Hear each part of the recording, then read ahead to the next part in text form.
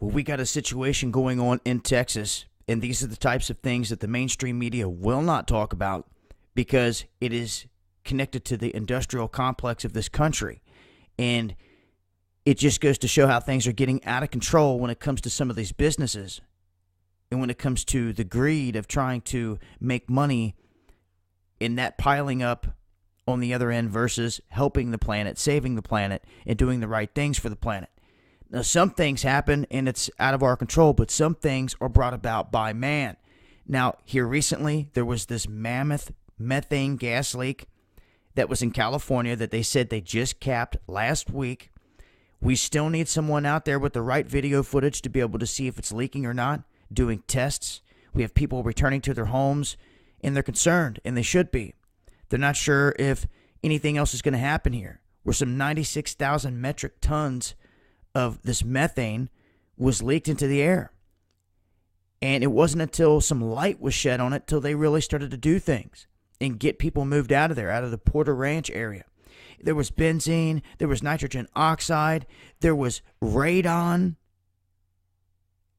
being emitted out of this, yet the mainstream media said not a word about it. So now Texas is dealing with a comparable disaster, but it's being overlooked completely because this is coming from a powerful industry infrastructure.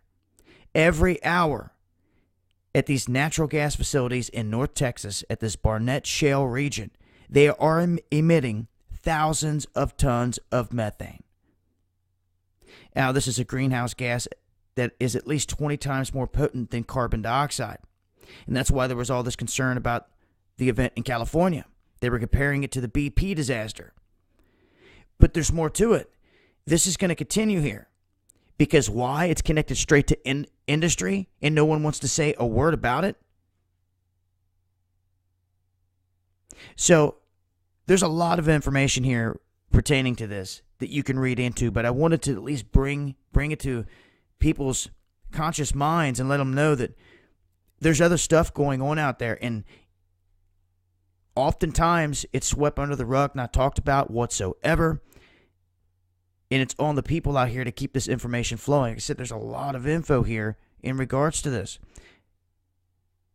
showing how these facilities are just spewing out massive amounts of certain chemicals and toxic substances, and they're just not saying nothing about it.